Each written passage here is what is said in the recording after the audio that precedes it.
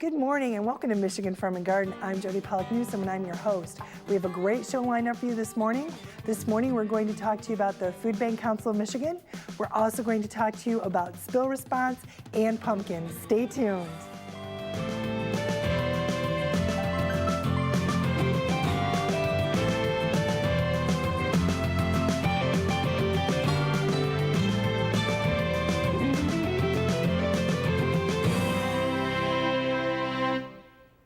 Good morning, and again, welcome to Michigan Farm and Garden. Folks, here we are already almost in the middle of October. It seems like things are going so fast, and we wanted to make sure we brought you some important topics and shared some great information with you, especially looking at opportunities we have coming up. And my first guest this morning is Karima Elamin. She is from the Michigan Food Bank Council, and we are going to talk with her a little bit about some of their activities. You know, certainly we always think of, as you start to move into the holidays, we think of folks and try to think of what can we do to help those, especially folks who are food insecure. So we're going to talk a little bit about one of the programs that they're working on, Harvest Gathering, and then we're also going to talk a little bit about the goals for the program, how you can get involved and what you can do and how you can really do your part and how you can really help out. Then I also have with me this morning Laura Dowd. She is with the Michigan Department of Ag and Rural Development. And we are going to talk a little bit about spill response. Something probably a lot of you folks really don't think about, but when we look at opportunities, when we look at what goes on, especially when we're looking at farms and areas like that, there are certain things that are really looked at, regulated, and she's going to share with you what to do if you have a spill. So not only is she going to talk with us, but she's also going to do a very cool demonstration to show you what you can do quickly, and how quickly you can stop things if you have a spill and have a quick fix.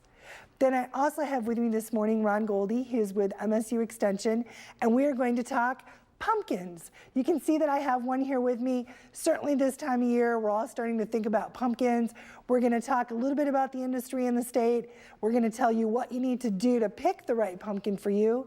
But then we're also going to talk to you about the many different kinds of pumpkins, everything from jack-o'-lanterns to actually even eating pumpkins or food pumpkins. So lots of really good information. We will wrap the show up with a recipe making a pumpkin pound cake. It's going to be a great show. Stay tuned, and we'll be back with our first guest right after the Michigan Farm and Garden Fact of the Week. It's time for the Michigan Farm and Garden Fact of the Week. Pumpkins. Pumpkin seeds can be roasted as a snack. Pumpkins contain potassium and vitamin A. They're also used for feed for animals. And I don't know if you knew, but the pumpkin flowers are edible. Pumpkins are also used to make soups, pies, and breads. For more information, go to urbanextension.illinois.edu/pumpkins.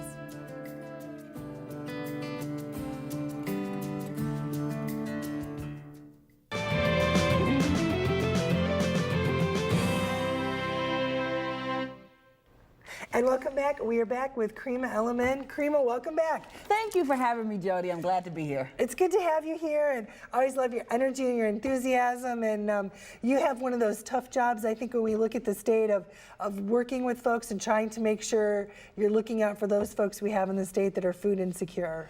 Yes, it's a tough job if you look at what we do, but to me, I have the absolute best job in the world. I call it my God job, being making sure that no one in Michigan goes hungry. Come on now, who can have a better job than that? But we are doing a lot of wonderful things this year. No matter what the crisis, what I can say about Michiganders is that we always rise to the occasion. So I just want this community to know and understand that we have a great state here. And we always pay attention to those less fortunate than us because we're able to do our job and we're able to do it really well. And this year, one of the things that we're talking about, because we just had our kickoff for our Michigan Harvest Gathering, which was 2 weeks ago at the Capitol. And Michigan Harvest Gathering is the largest state food and fund drive in Michigan. It was started 23 years ago by then MDAR Director, Attorney General Bill Schuette and his wife Cynthia. And 23 years later, how many things you can say that are still going on 23 years later that is people giving to people that are around them.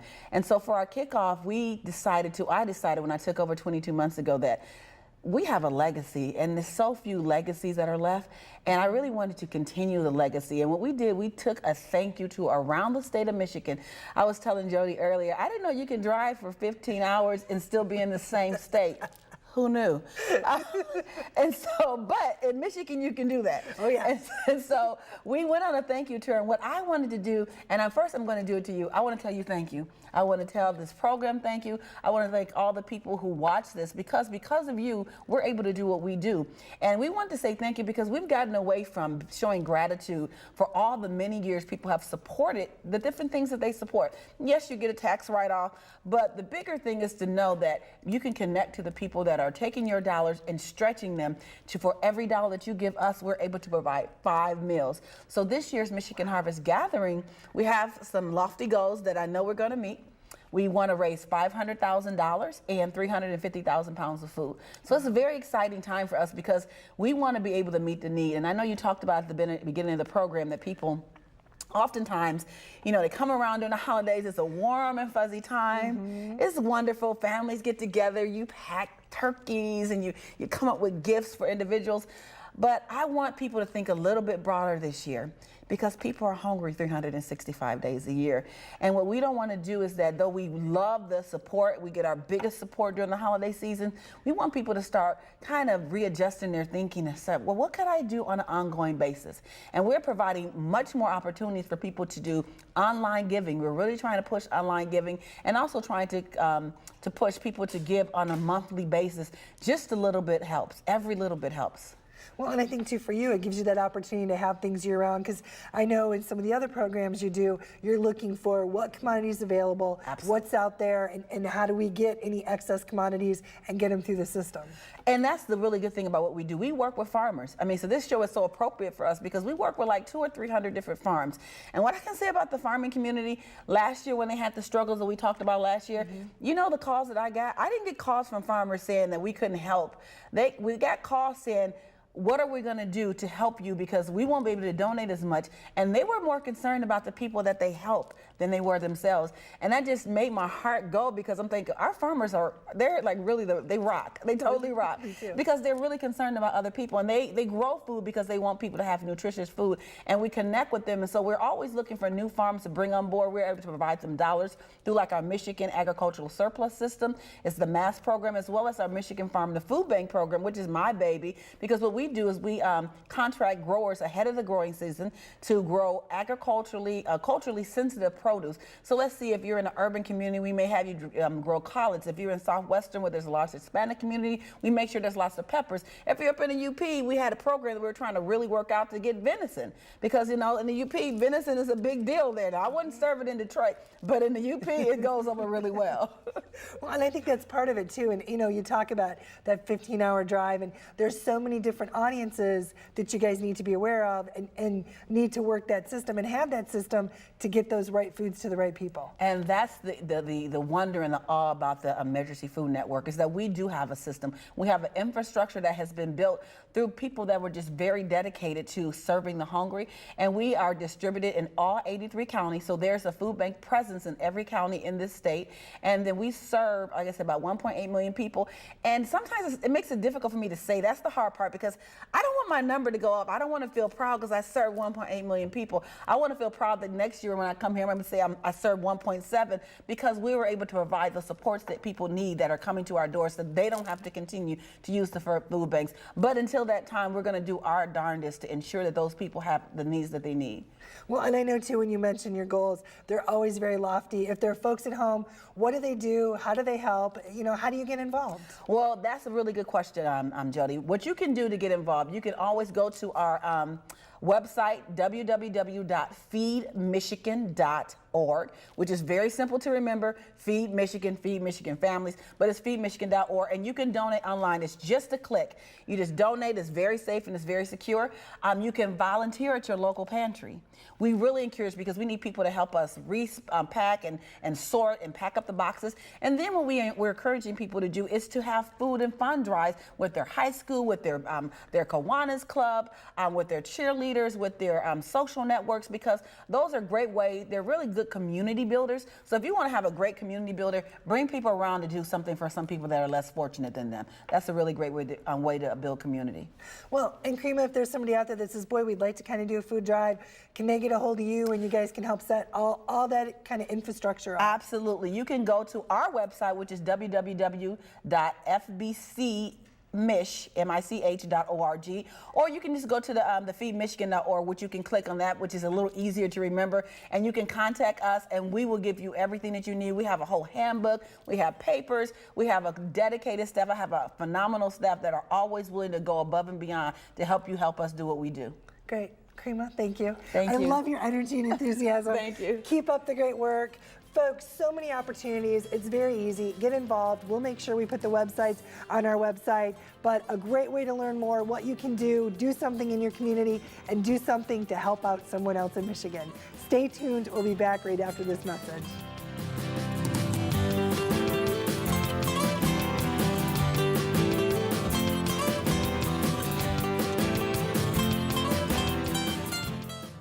The Cherry Marketing Institute wants you to know about tart cherries. Cherry's red color comes from powerful antioxidants. Available year-round, it's easy to incorporate cherries into your daily diet. Visit choosecherries.com. Michigan's 1,000 apple growers take pride in producing delicious apples from one generation to the next. From the Great Lakes come great flavors. Look for locally grown Michigan apples. Have Jody speak at your next agricultural event. Go to jodylive.com.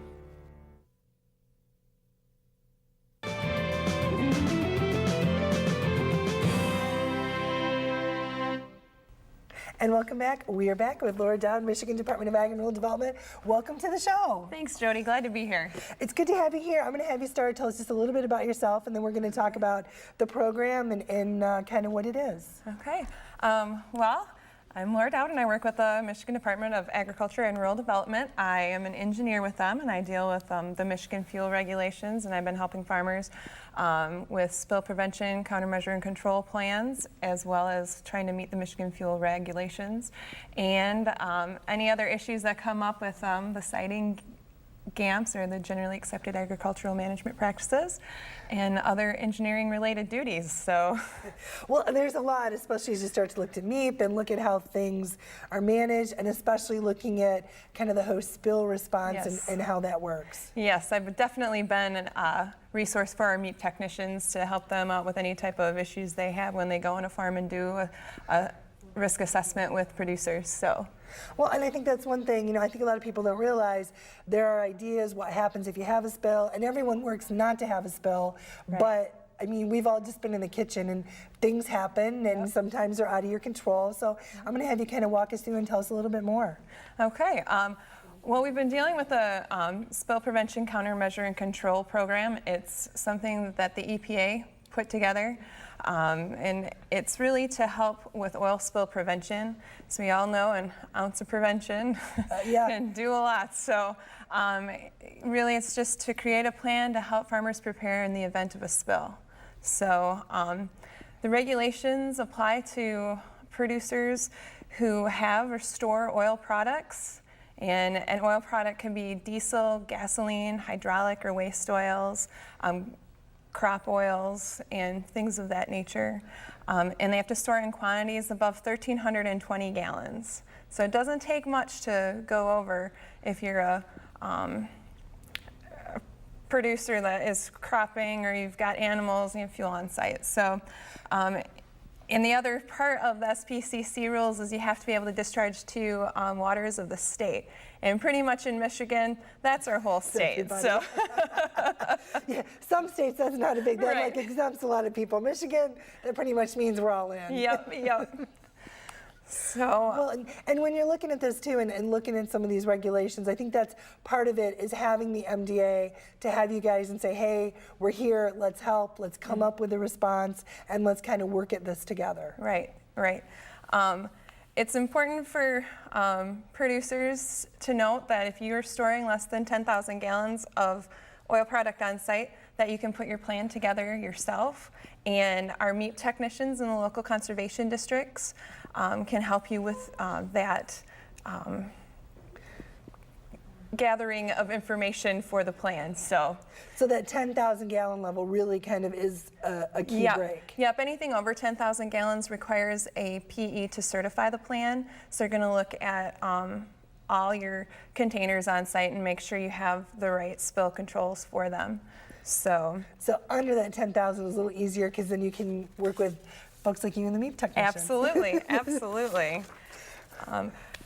Well, and I guess if we're in that, how do we move ahead and what do we need to know, and especially looking at kind of pulling some of those plans together? The types of things that you need to look at for the plan is either it's going to have you use containers that are suitable for the oil that you're storing. You know, if you're in a plastic container, and make sure that your gasoline's not going to eat through it. It wants you to identify contractors in your area that could help you if you do have a spill. So hopefully you can clean it up before the spill comes off site, because then it really gets a little hairy. Oh yeah, oh yeah. You maybe want to have oil overfill protection. If maybe audible alarm if you have a large gasoline or fuel tank, and if not, just a procedure in place to prevent overfilling of a container. You're going to have size secondary containment, and for size secondary containment, we have this gray bin on here right now with a container in it, and this container would hold the entire contents of the laundry detergent bottle I have in here, and so that would be properly sized secondary containment. Okay. You're going to want to have spill kits located around your farm. Spill kits will contain a sorbent material to soak up anything in the spill, maybe a small shovel, some gloves, a fire extinguisher, stuff of that nature to kind of have a fast response in a case of a spill. And a plan will also have recommended inspection schedules for containers and piping that you might have on site. So. And then is that done by you guys, the MiF technicians? The inspections? Actually, it would be done by the producer. Okay. It's just, it is an inspection schedule that the Steel Tank Institute put together, and we are able to use that, and it's a checklist, and it's pretty easy to go through and meet the requirements. So. Well, and that's kind of nice because sometimes we get busy, and I just know this is a bad comparison, but even changing the baking soda in the refrigerator, where you think, oh yeah, I'll do that every 6 months, and then you look and think, right. It's been 2 years. So it is, I think, some of that, and just to keep things top of mind and make sure you are regularly looking at all those kinds of things. And you know, some of the inspections, if you're filling your fuel tank and you're out there and you have the hose in the gas container, you're looking at your tank, you're looking at your hose, you're noticing if there's any drips. So you might not be checking it off of a list, but you're mentally checking. So it's not something that has to be so rigid. Right. So a lot of that paying attention, some of that common sense. And I know you brought two, and I want to make sure you have time to show us what you brought for your demonstration. So I'm going to get this over here for you. Okay, I'm going to show how easy it is to stop a spill using clumping kitty litter. So you're going to get your gloves that are out of your spill kit. And obviously they're not going on right now. And this actually does have a spill, as you can see right there. And once I take off this hole right here, you're going to grab a handful of kitty litter and put it on. Clumping kitty litter is made of bentonite clay, and it absorbs 10 times its weight in liquid. Oh, wow. And it kind of will create a seal for you. And that was fast. And it's that fast. And you kind of wait and see if you need to put any more on. And this will give you some time to figure out what you need to do. Okay. There are certain types of kitty litter that don't work. An Arm & Hammer is not made of bentonite clay. So it has different minerals that make it clump, so you want to make sure that you have something that has bentonite clay in it. So great. Well, Laura, thank you. We appreciate it. I'm not going to shake your hand since it's full of wet kitty litter. But thank you so much for doing the show. You're welcome. Folks, if you're a producer out there, certainly you want to make sure we will give you information so you can learn more on what you need to do on your farm. And consumers, I think it's important to know what's going on in the farms across our state.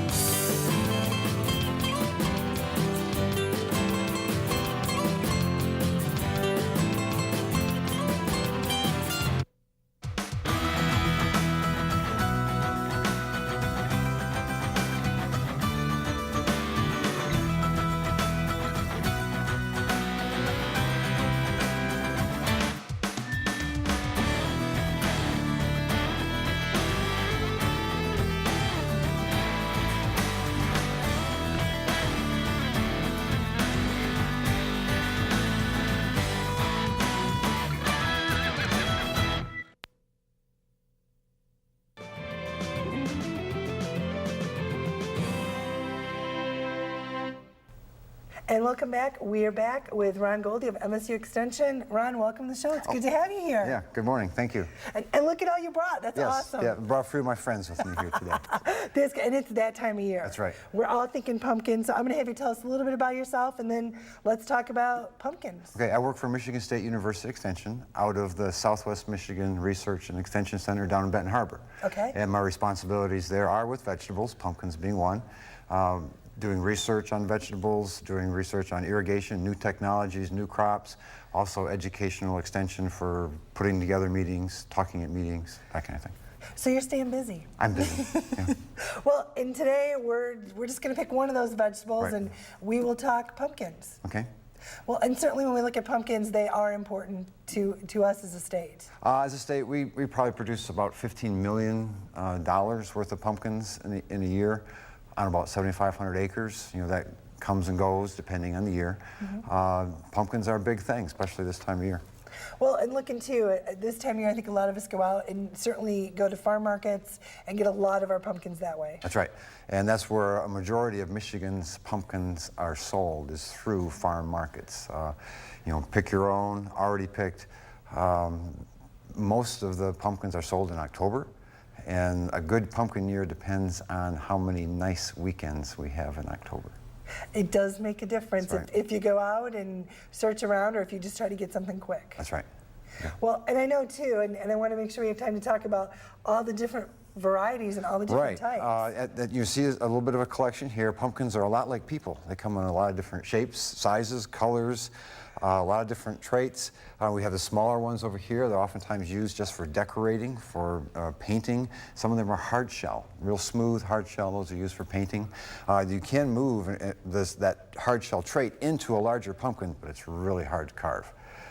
You can carve it, but you need a drill to drill a hole through it and start your carving that way. But I'd advise people not to go with those hard shell types as a carving pumpkin. They come in different colors other than what I have here. But you see a tall one here. You see a same size height-wise, but it's a lot more rotund, I guess you want to call it that. And then there are some types that actually have 3-foot-long stems or so. But you'd never find those in a big box store. You'd find them at a farm market because they don't transport very well because the stem would break off. Oh, yeah. You know, I didn't bring one with me because it wouldn't fit in my trunk. Okay. And then we have the smaller ones. We have the warty ones. And warty ones come in bigger sizes than this one. Just something odd and unique, just for decorations. Well, and I think that's one thing too, looking at what you want. I know us, we try to fill up the porch as much as we can and always try to grow some, and we have a little one, so that's part of the fun is growing it. And this year somehow we ended up with all warty ones. Oh, okay. So, you know, you just got to look and see what's out there. And lots of times the warty ones are hard shell, so they might be hard to carve. Yeah, we'll leave those on the porch. Okay. Well, and I know too, you brought even another kind that we want to talk about right here. That's right. Any of these you can process into a pie because lots of times the pumpkin is just a carrier for sugar and spice, but this is the one that's primarily grown for processing. This accounts for almost 90% of the processing pumpkins. And you see why it's that way. Even though it's pale on the outside, it has this bright orange flesh on the inside, so it does contribute a lot of color to the pumpkin pie mix that you put in. But also the thing is, look how thick that flesh is. I'll guarantee you that if we cut open any of these other jack-o'-lantern types, the flesh will probably be about half that thick. And so these things are much more dense, much more heavy. You get a lot more yield out of these and a lot better color. Well, and too, just looking at the seeds and looking at the opportunities there there's a lot of folks who like pumpkin seeds as well. That's right. These seeds actually have the hulls on them. There are hull-less types that you can get that don't have this hard shell on the outside if all you want is the inside. Well, and if we're looking at a pumpkin like this, what do we do as far as like processing? Well, to process it, you're going to have to cook it somehow, soften it up, run it through a food mill, and that's your basis for your pie right there, is the processed food mill type pumpkin. Get a puree out of it. Well, and if we're looking, when we're selecting, what do we want to do when we're looking at pumpkins, selecting the right pumpkin? What you want to do, this one for example, is you want to especially poke around the top, because lots of times some soft rot diseases get in around the top. You want to look at the bottom where it was laying on the ground, because a lot of our diseases come in on the ground. Somewhat of a wet year this year in some areas of the state of Michigan, and those wet years are what contribute to some of the fruit rots. But just poke around, make sure there's no soft spots. Doesn't guarantee that it's going to be completely free, but that's the best thing you can do. Just roll your pumpkin over. Well, and what are we looking at as far as like time-wise? If you're going to carve a pumpkin, should I carve it now? Should I wait?